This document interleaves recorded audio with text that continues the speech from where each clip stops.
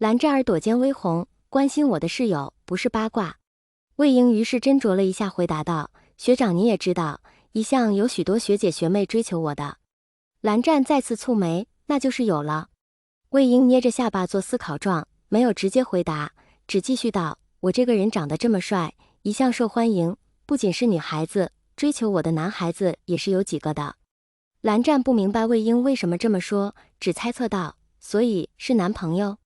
魏婴嬉笑：“我这么优秀的人，全校女孩子甚至是男孩子的梦中情人，自然要多单身2年。”蓝湛闻言松了口气，甚至附和道：“说的有些道理，那你这么优秀，打算单身几年？”魏婴摆出一副仔细思考的样子，然后用开玩笑的语气道：“单到学长结婚为止，如何？”蓝湛一愣，即便知道魏婴多半只是在开玩笑，但还是忍不住希冀这句话是真的。好，这可是你说的，不许反悔。学长发话，不敢反悔。到了地方，幸而那早餐店还在，蓝湛也不算白跑一趟。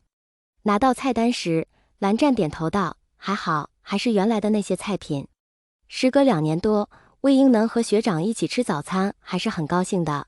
但到底心思不轨，行动间难免就拘束了些。蓝湛一身西装革履出现在大学附近的早餐店，本人又长得高大帅气，故而引得店里其他吃早餐的小姑娘频频回头，又互相窃窃私语。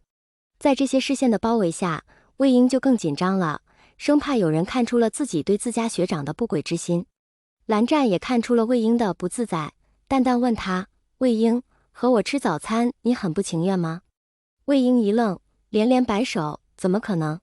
求之不得，三生有幸。”由于急于否认，声音稍稍大了些，故而这句话被店里的其他的人都听了去，几个女学生还痴痴笑出了声。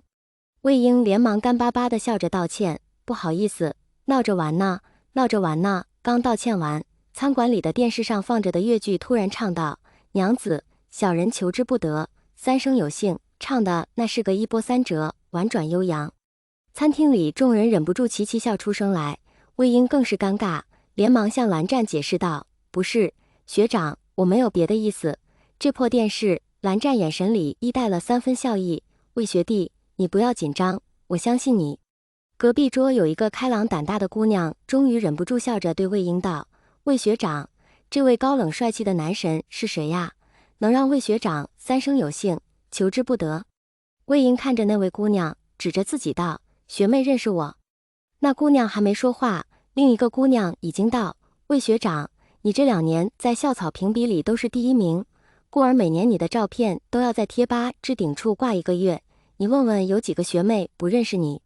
魏婴看了看蓝湛，见他面上没有什么表情，心念一动，用开玩笑的语气对着几个学妹笑道：“那就尴尬了，那我向这位学长表白的事，岂不是要名扬 A 大了？”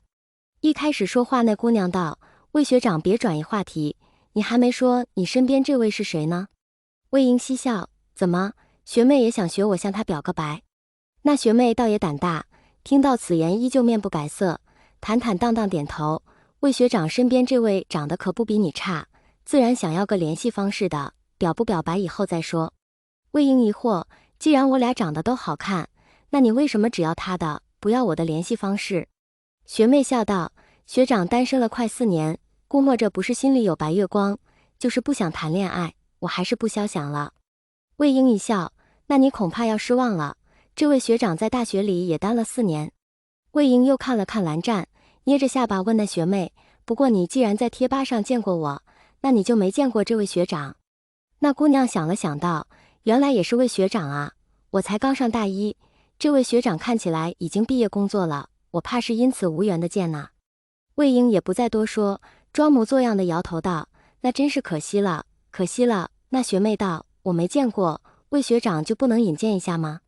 魏婴此时胆子倒大了起来，勾住蓝湛的肩道：“学妹没见过那是没福气，这么好看的学长我是要藏起来的。”魏婴说完再次看了看蓝湛，见他没什么不悦的意思，这才又继续道：“总之不告诉你。”虽然在他人看来这话是在开玩笑，但魏婴把心中所想说了出来，依旧觉得心里很痛快。不过痛快是一时的，魏婴担心说的太多让蓝湛误会，于是又笑着补了一句：“开玩笑的，开玩笑的，不过学妹要是想要这位学长的联系方式，那要等我们吃完早餐，亲自问他。魏婴与那几个学妹又聊了几句，直到早餐被端了上来，这才回过头来。一回头却见蓝湛神色莫测地看着自己，魏婴连忙反省是不是刚刚说的话让蓝湛多想了，低声道：“学长，对不起呀，一不小心拿你开玩笑了。”蓝湛收回目光，把筷子递给魏婴：“无妨，三生有幸，求之不得。”魏婴愣了愣，哈哈哈，怎么学长也开起玩笑了？魏婴吞了一个百合包肉，口齿不清的道：“学长，确实是你带给我的味道。”说完后，下意识就想加一个百合包肉到蓝湛碗里。那块百合包肉都快放到蓝湛碗里了，魏婴又突然想起今时不同往日，若蓝湛真的是有家室的人，那自己这个心怀不轨的人给蓝湛夹菜，怕是不太妥当。正打算收回筷子，一个没夹稳，这团百合包肉就掉到了蓝湛腿上，还不忘滚了一圈才在蓝湛腿上站稳。魏婴举着空筷子瞪大眼睛，迷茫了几秒，蓝湛也是一愣，抿唇看向自己西装裤上那一团。魏婴终于反应完了，惊惊慌慌想帮蓝湛把那团肉夹起来，一个弯腰却是把筷子碰到了地上。蓝湛接受了自己裤子被污染这个事实，自己拿了张餐巾纸把那团肉包起来丢进了垃圾桶。魏婴一阵尴尬，抽了张纸过去替蓝湛擦拭污渍：“学长不好意思啊。”蓝湛也不推拒，任由魏婴给他擦拭，口上淡淡道：“无妨，不打紧。”魏婴擦完了，又想弯腰把筷子捡起来，哪知弯腰时椅子一斜，脸就贴到了蓝湛腿上。心里一慌，正要找个平衡赶紧起来，这凳子却不听话的又是一歪。这次魏婴不受控制的把脸蹭过了蓝湛的腿根，最后为了保持平衡还下意识的揽住了蓝湛的腰。空气静默，连蓝湛这样八风不动的人持筷子的手也忍不住颤了颤。魏婴心道一声完蛋，他清楚地感受到自己的左脸颊擦到了蓝湛的某个部位，若是换个男生那可以是开玩笑，可这人偏偏是蓝湛，两人一时都僵了僵，最后还是蓝湛叹息一声，伸手把魏婴的身子扶了起来。蓝湛耳朵尖通红，装作若无其事地弯下腰把掉落的筷子捡起来，然后放到桌上。接下来为了气氛不要太僵，魏婴努力有一搭没一搭地和蓝湛说着话，假装和平常一样。蓝湛一如没什么感觉一般应答着。好不容易吃完了早餐，魏婴以赶时间为由头也不回地冲回了学校。蓝湛看着他的背影许久，最终叹息一声，上车回了公司。